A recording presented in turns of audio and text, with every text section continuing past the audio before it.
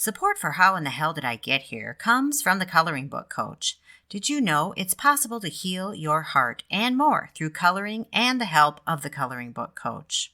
Find your free coloring book at thecoloringbookcoach.com.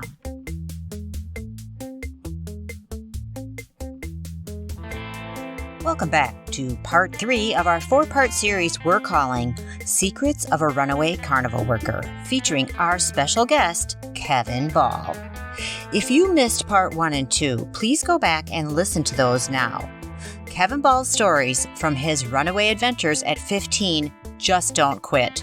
This week, he tells us about a night he spent in jail, and he goes a lot deeper into what life was like for him after he started working carnivals in the mid-70s.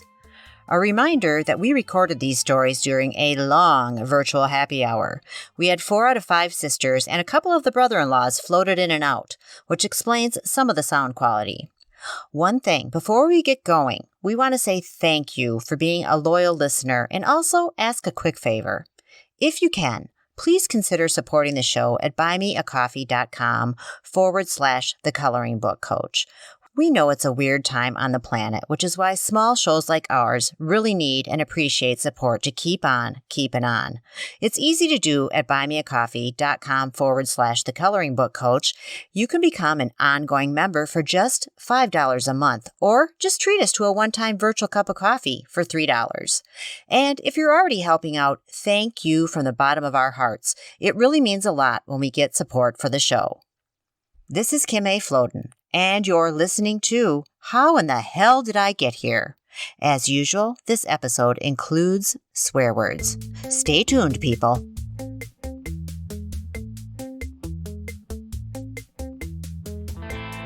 We left Kevin last week with him having learned more than a few things about life, people, and what it meant to work in the carnival. In this next story, he backs up the timeline a bit and shares what happened after he made it from Chicago to California. You'll remember he decides to move on from California to Seattle. And, true to form, he has some adventures between the two. And aside, you'll briefly hear Jenny's husband Bill pop in during this story. How about when you got put in jail? Oh, that was in my California portion of the trip. Right. So that was in the beginning. Yeah. Right? Yeah. Sorry, I'm cycling you back to the beginning, but yeah. So when I got to LA and I told you that Seattle was the next logical move for me to hitchhike to Seattle. Hitchhiking in those days, you would see the same people, other hitchhikers, at the truck stop, at corners, popular corners and stuff. And there was like 3 or 4 other groups of people, couples, that we would progressively meet as we hitchhiked up the coast. And this is the same year that Oregon was the first state to decriminalize marijuana. I didn't know that. When was that? I didn't know. 70. Must have been 75. Holy shit. And this is also must have been then when you stopped in that small town and you couldn't go in, but you heard somebody playing in a saloon. Yeah, well, that was in San Francisco on the way up there, yeah.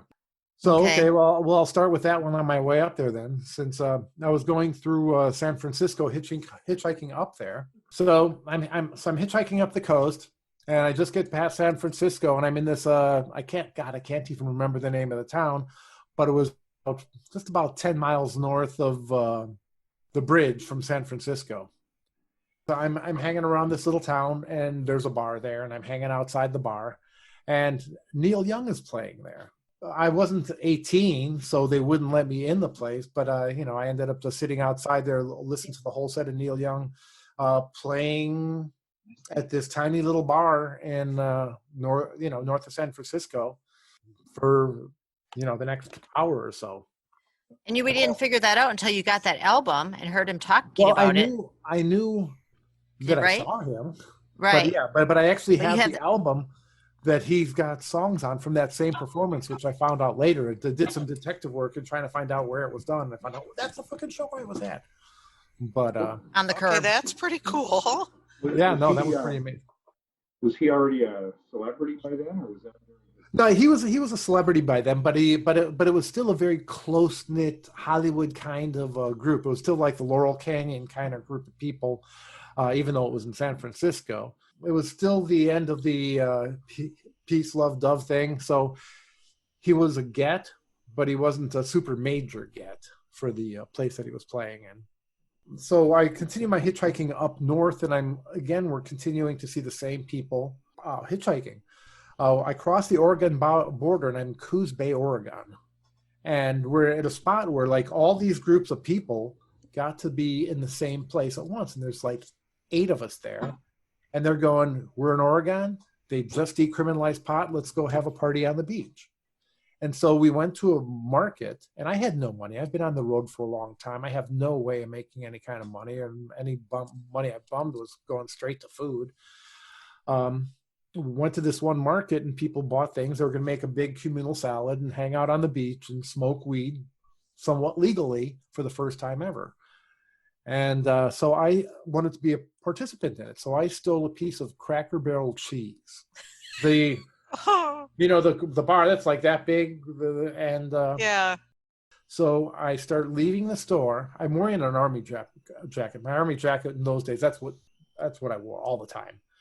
I was stopped. This guy goes, hold it right there. And I got surrounded by 2 other people. And all of a sudden, they thought that they got a big heist and stuff like that. He goes, what do you got? I told him nothing, of course. And then finally, I pulled out a piece of cheese. Well, they apparently thought that I had like got cartons of cigarettes and just packed my full jacket full. And they go, this it? And I go, yeah. And then they searched me. I mean, they probably didn't have a legal right to without the cops there, but I was a kid again. I don't know. And so the cops actually come by there, and they actually arrest me for the piece of Cracker Barrel cheese. Okay, they take me to jail. This is on a Friday, I'm guessing, because I had to stay over the weekend because the judge didn't come back till Monday. It might have been a Saturday morning or something like that. And there was nobody in any of the cells except for me. They weren't expecting anybody because they literally had to take me out of my cell to the local restaurant. I had dinner with the deputy at the local diner, sitting at a table, and then he would bring me back to jail. And it's like Barney Fife. And they would bring me like McDonald's for lunch. But I mean, for me, I got to shower. I got to sew up my jeans. So this was like score. It's kind of 3 hats and a cot. So for like 2 days. He made some toilet wine. Instead of having to survive the weekend on a Cracker Barrel cheese log or whatever. It would have been cool to hang out with all those guys, smoke weed on the beach, and have a big salad with them and take off. That would have been okay too. So ended up going there, and I saw the judge Monday morning, and I told him I'm going to Seattle because I could throw out the name since I knew about Seattle and things there. And I told him I'm going up to Seattle. I'm getting a job. I don't have any money. And then he goes, well, we do have your Social Security number, so we'll call it time served and a $50 fine. Just send it to us when you get there. And he goes, we do have your Social Security number. So and if you don't send it, we'll be coming after you. And I, of course, gave him a fake Social Security number. What do you think they were going to send? The Social Security police? We need our $50 for our knees. He knew I was young and he was trying to scare me. Yeah. But I didn't know that. I was scared.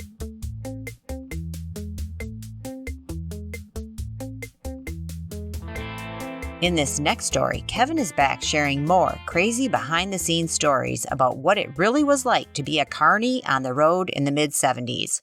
Plus, Erin's husband Van hops in with a carnival story of his own. Kevin, do you want to back up where you were? What about the FBI raid? Oh my God. Jesus Christ. That happened in Minnesota, you said. Yeah, it did happen in Minnesota. I can't tell you exactly. It wasn't Minneapolis. I can't tell you exactly what town. So this is when I was with, I guess it had to have been my second carnival because that was more the Midwest. It's possible it was the third carnival. It was like kind of in that area. Now I mentioned the different legalities of the different types of games that they had.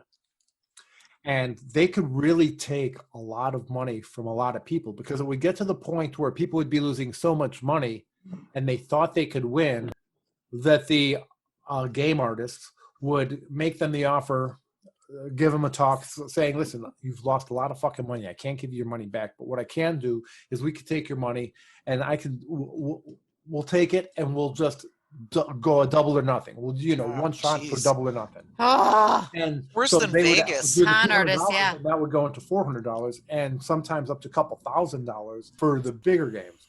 So we were in Minnesota. Everything was going right. It was, I think it was a county fair somewhere. I can't remember the name of the county. It was a pretty big County. It was a big fair. One point throughout the carnival, FBI agents just swarmed in there. There were probably a couple of dozen of them, and they were coming up from under the awning, underneath the things that they have at the bottom, like the little plastic. Yeah, the flaps. The flaps and stuff. They would be coming from underneath to collect all the slips and everything that they had there. All of a sudden, everybody, as soon as this all happens, everything starts shutting down. People are pulling down. I was working in a game at that point, so I closed down my awning, and everybody started to get out of there. One of the trucks, they confiscated one of the trucks that was attached to one of the trailers. And then there was another truck with a trailer that was trying to get away. The FBI closed the gate, and the truck crashed through the gate. Oh my God! What? To get out of there. Holy shit! We don't know what happened there, and I think that's actually when I left that carnival. Was it literally that night, like you were on the run? I'm trying to put the marbles back in their places because the timelines on all of these, there were so many things that were happening at the time.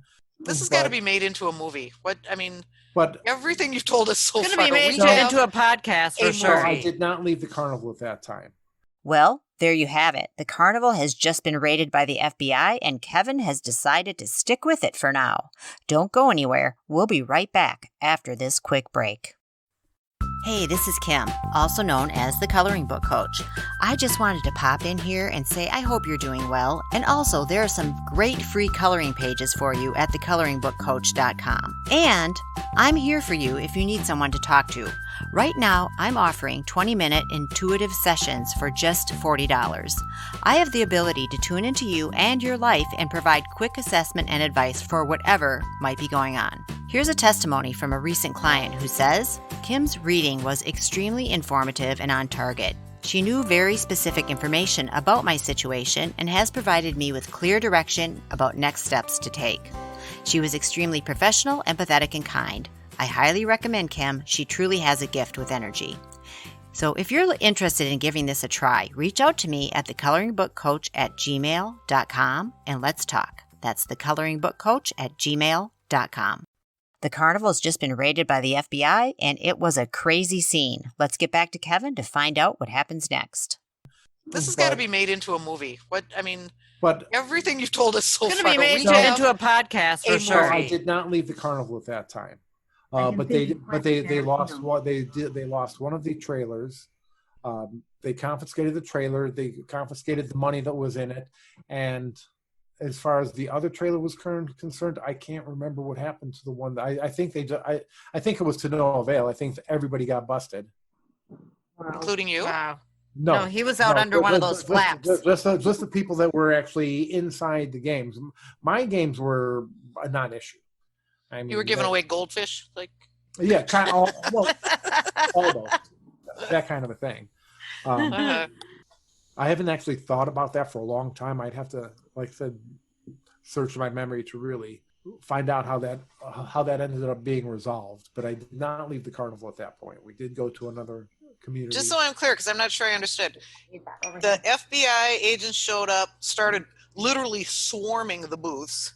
Yes, and they were arresting people. They were confiscating all the information, all their slips of paper back there, all the records, and as far as the carnival office was a trailer, and they confiscated. Well, we had two of the trailers, and one of them was the one that they had confiscated. The other one was trying to get out, that unsuccessfully. And you were manning a game at the time, and you saw this going down, and you went exit stage left, 100 miles an hour. Closed the awning, locked it up, and got out of there. All right. Okay. Grabbed a dozen tiny donuts and hit the road. I mean, I don't know what time. I mean, So Kevin, this wouldn't have been roughly like 1988 or so, would it? No. 70s. I was gonna say, because if it was 88, and it was Olmsted County, that might have been me that called it in, because I had my I had a run-in with the carnies once because I was one of those stupid high school kids that spent way too much money trying to win a game. And the one that I got hooked on was where you roll a softball and you've just got these rings. The concentric rings. These three milk. No, it's I'm rolling a softball and you get these 3 milk jars. You got to knock all 3 of them over. There's 2 of them and there's 1 on top. Yep. Super simple. Just like it's like, it's only like 36 inches away, but there's this line, that they don't really tell you about, but they're like, here, take this ball and roll it and knock the pin. Kevin can tell you all And that. I spent, I'm dropping like, it's roll a ball for $1 or, roll 15 for 10 or whatever. And I'm just dropping whatever. It's $10 at a time, 10, 10, 10, 10, 10. And I'm like, I'm going to beat this motherfucking game is what I'm thinking. And finally, I have the roll and I hit it perfectly square. All 3 milk jugs go down. I'm like, win. Like, give me that goddamn bear because I won it. Not so fast, buddy. And yes, that's exactly what happened. That's what he said. I'm sorry, you crossed the line. And at that point, I just about lost my shit. Like, I'm gonna kill this guy. But as soon as I raised my voice, I said something to him, and all of a sudden, like Carney, the Carney posse, all of a sudden. Yeah, they surround you. The thing lit up, and all of a sudden there's like the cube in front of me, plus like the next 3 on either side. They're all descending, and they're gonna beat them. They're gonna. Like, I got a good story after this. I am not gonna win this fight. So so I backed out, and I didn't call the FBI, but I really should have. Well, I did mention earlier before you guys got on board, where the game itself is not illegal. However, they have to talk you out of it. They gaslight you down. And the reference that I used before was the bushel baskets because it had the red rim around it. And if you ever got it in the bushel basket from tossing it without bouncing it out, you would say it hit the rim. So that's exactly the same thing. Mentioned about the angry mob carnival goer. I was in Pritchard, Alabama, a low rent community outside of Mobile, Alabama. And now we were like the only white folk that came in there. But when we were driving in, it was like they never saw a white person before. I mean, the stairs were just driving through. It was just staring. Well, we made a lot of money there. And people were just spending money. And one thing about the townspeople is like if they lost a game, they wouldn't feel bad about it. They would grab their buddy and say, "Hey, I won the big dog over here. Come on and try it." So that way, if their buddy loses, they don't feel as bad. So they'd be laughing and stuff. Well, there was one. So they were doing your job for you. Yeah. Made a shit ton of money there. However, there was this one point where somebody drew a line in the sand. I mean, he was there, spent a lot of money, the same kind of a thing. He spent so much money, probably a couple $100 trying to win this big dog. And then they ended up not doing it. And so the guy starts screaming and shouting, "Come here, taking us poor Pritchard people's money." I mean, he had a point. I mean, he was not wrong. But I mean, I was part of the carnival at the time. And then while he's sitting there screaming, what he did was he grabbed the dog off it and said, "I'm taking this motherfucker because I spent enough money. I fucking won this thing," and started walking away. Connie started going around. And while he's starting to scream about this, then all the local folks are starting to gather. Yeah. And outside of them, another layer of carnies. And remember carnies in the 70s. There was actually a small riot that broke out because of it. There were probably 5 or 6 different fights that started breaking out because of it. And it turned into like kind of mass chaos. People are swinging. They grab the awning rod, hitting people with that, and again closed up shop, kind of got the fuck out of there. And the carnival was closed for the night. We packed up and we got out of town that night. Again, this is a movie. Yeah. I mean, I can picture the scene. So I have a question. Me too. You had to occasionally, the games that were not as above board as other games. Good-looking girls. That's who got the stuffed animals. You would always have to make somebody win to make the game look legit. Right. That's what I was getting at. You Yeah. would pick Somebody's walking out with that big dog. Big teddy bear. Obviously, I had that huge dinosaur. obviously, when people coming in, because you got to do your burger hawk. Hey, buddy, when you came in, did you get your ticket? Here, you didn't get the ticket. Come on, I'll give you a free one anyway. So you bring them in, you give them a free game, you teach them how to do it, and then somebody you basically just let them win, and you make sure when you're doing that to get a crowd. You're screaming, you get the person excited about it. All you got to do is get one more, and then they start screaming, and people start looking. And once they see somebody actually win something, then people will come there and start spending more money. So yeah, some people did do it. There's other games, the first couple of games that we were talking about, like the ones where you toss the basketball through the hoops X amount of times, or the duckies, you pick a duck with a number. Those are all legit things, but they're all the process things where you see all the dogs up there, then you win and you get a little Keychain. Oh yeah. little I'll know that. Right. And then you have to gradually build up from there. Right. And it costs $50, even if you win every single And time. $70. That reminds me of another question. Yes. So, is there any truth to the old story that Rube was a Carney code word for a big mark? He's a Yeah, that was a Rube. And Hey Rube was a call for the Carnies to get together. Like, for instance, when that episode happened in Alabama, Hey Rube is what people would call when they say Carney needs help. Oh my gosh. Okay. That's like cool. Code Blue. Yeah. Yeah. Hey okay, Rube. So there is truth to that etymology. And also, Snoop Dogg did not is up with the fashizzle. That was a Carney language. They used it to be able to talk in front of marks. They would just put an is after every vowel. That was hilarious. That was actually an Yes, it actual was. language. Super Carnies fun. to be able to talk, good time. communicate with one another. So maybe Snoop Dogg was a Carney. Could have been. Or he knows the code. Okay, he can join the club. We'll have to get him on here. He can smoke with us and tell Carney stories. Wow. Just wow. I think this episode was a 2. This should be a movie comment episode. And seriously, Kevin's tales would play great on the big screen for sure. Don't miss next week when we hear about what happens after Kevin leaves the carnival and enlists in the Navy at the ripe old age of 17 years and 3 days old. True to form, he lives through some more outrageous adventures. You're not going to want to miss it. Meet you back here next week for more How in the Hell Did I Get Here stories. Until then, pay attention, my friends. You just never know when you might find yourself saying, And also, Snoop Dogg did not is up with the fashizzle. That was a Carney language. How in the hell did I get here? If you're still listening, it's obvious you love the show, so please tell your friends about it, and also make sure to leave us a review or ratings at iTunes. It seems like a small thing, but it makes a big difference, especially when you're an independent podcaster. And remember to visit thecoloringbookcoach.com for your free coloring book, plus a collection of coloring pages designed for right now.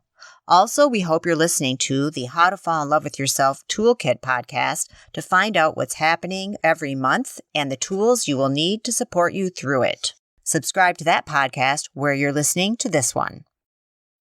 Big thanks to Silent Partner for our theme song, 7th Floor Tango, and our ad music, Blue Skies. We found them on YouTube's Creator Library. Find their links in our show notes. How in the Hell Did I Get Here is a production of The Coloring Book Coach and is written, produced, and hosted by Kim A. Floden with editing direction from Carrie Floden.